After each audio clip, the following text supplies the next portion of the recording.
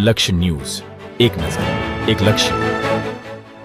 સુરેન્દ્રનગર જિલ્લાના ચોટીલા ખાતે નાયબ કલેક્ટર અને સબ ડિવિઝનલ મેજિસ્ટ્રેટ ચોટીલા એચ.ટી. મકવાણા નાઓ અને તેમની ટીમ દ્વારા ગત રાત્રે 8 વાગ્યાથી 1 વાગ્યાના સમય દરમિયાન ચોટીલાના જુદા જુદા સ્થળો જેવા કે ચોટીલા રાજકોટ હાઈવે, આણંદપુર રોડ, નાની મોલડી ગામે તથા આપાગીગાના ઓટલા સાંગાણી પુલ પર તેમજ મદરીખડા ગામ તરફના હાઈવે વિસ્તારમાં આકસ્મિક રીતે ઓચિંતી ખાનગી રાહે રેડ પાડતા રોયલ્ટી પાસ વગરના તેમજ સાથે સાથે ઓવરલોડેડ તેમજ અનઅધિકૃત ખનીજનું વહન કરતા કુલ 5 ટ્રક તેમજ રેકી માટે ઉપયોગમાં લેવામાં આવતા મોબાઈલ ઝડપી પડ્યા હતા, જેને મુદ્દામાલની કુલ રકમ 1,20,85,444 અંકે રૂપિયા 1,20,85,444 પૂરા થાય છે, જે તમામ ટ્રકનું વેબ્રિજ ખાતે વજન કરી તમામ ટ્રકને જપ્ત કરી મામલતદાર કચેરી ચોટીલા ખાતે મૂકી Gujarat prevention of illegal mining, transportation અને સ્ટોરેજ રૂલ્સ 2017ના નિયમોના નિયમ 14 થી અમોને મળેલ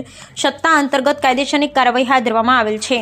તેમજ આ રેડ દરમિયાન ઘણા બધા ટ્રક ડમ્પર રસ્તા પર ખાલી કરી નાસી છૂટ્યા તેમજ જપ્ત કરેલ મોબાઈલમાંથી સમગ્ર રેડ દરમિયાન ડેપ્યુટી કલેક્ટર ચોટીલાની પળે પળની રેકી કરી માહિતી મેળવી હતી. Bureau report Brijesh Trivedi.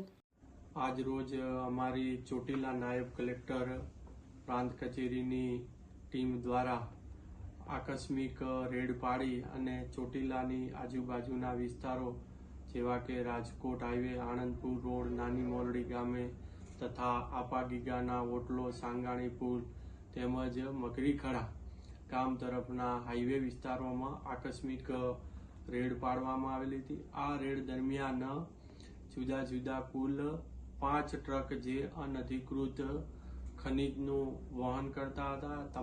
તમામ જે ટ્રક છે એ ટ્રક પાસે કોઈ પણ પ્રકારની રોયલ્ટી પાસ રજૂ કરેલ નથી.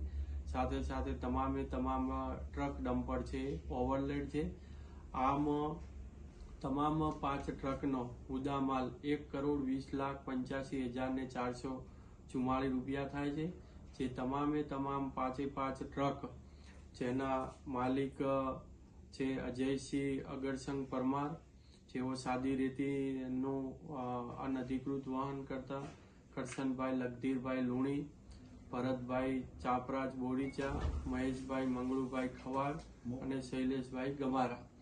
આ તમામ 5 ટ્રક જપ્ત કરી અને મામલતદાર કચેરીની કસ્ટડીમાં આપવામાં આવેલ છે. અને સાથે સાથે prevention of Gujarat illegal mining, transportation અને સ્ટોરેજ રૂલ્સ 2016ની નીચે કાર્યવાહી હાથ ધરવામાં આવેલ. સાથે સાથે કુલ મોબાઈલ 3 નંગ જપ્ત કરવામાં આવેલ છે અને આ મોબાઈલનું જે રેકોર્ડિંગ છે એ રેકોર્ડિંગ અને એમાં જે અમારી પળોપળની જે રેકી કરીને માહિતી નાખેલ છે તેની પણ વિગતો સામે આવેલ છે, જે પણ નિયમ અનુસાર કાર્યવાહી હાથ ધરેલ છે.